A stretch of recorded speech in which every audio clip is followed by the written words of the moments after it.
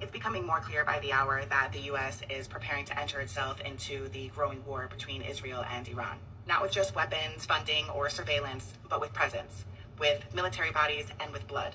And all of this is taking place while Gaza is already buried in rubble and ash, and Palestinian children are being slaughtered in real time. The timing of all this for me isn't coincidence, it's choreography, because this isn't just war, it's ritual. Empires have always relied on ritual sacrifice in order to maintain control, not in the way that most people imagine, with robes, altars, and ceremonial daggers, but instead with narratives, performance, and blood offerings that are every bit as spiritual. Every time an empire begins to lose its grip, it reaches for the oldest spell in the book: sacrifice life in order to restore power. First, there's the myth. There always has to be a myth. Babylon called it divine right. Rome claimed order and civilization. Britain named it destiny, and America calls it freedom. The myth is the story that makes the violence palatable or even holy.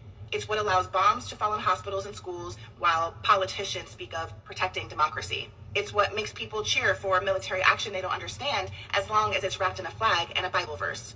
Then comes the performance, because all ritual needs an audience. You're met with the cameras, the headlines, and the talking heads parroting all the same phrases on a loop over and over and over again. Deterrence, defense, necessary measures. It becomes a spell of repetition. The more they say it, the more it embeds itself. And the public becomes part of the right. Watching, reacting, justifying, echoing. This is how collective consent is manufactured. Not by truth, but by spectacle. And finally, you have the offering. And it's never the powerful who pay, of course. Instead, it's the children in Gaza, the families in Tehran, and the civilians in Rafah who were crushed under collapsed buildings. Their bodies are the price. Their blood is the offering.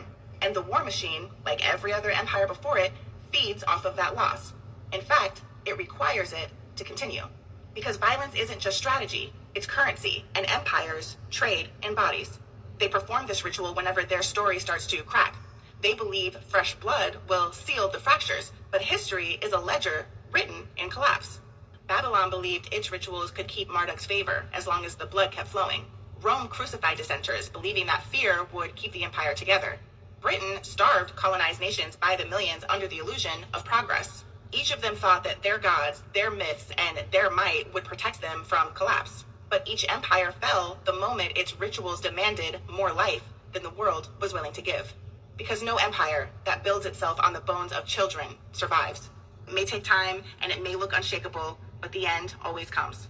And America will be no exception.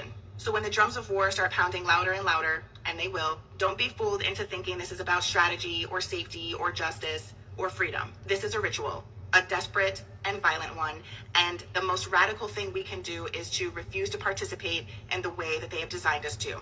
Refuse to echo their language, refuse to justify what we know is a lie, and refuse to forget who's being sacrificed and for what. Because if the myth is what fuels the war, then the truth is what breaks the spell.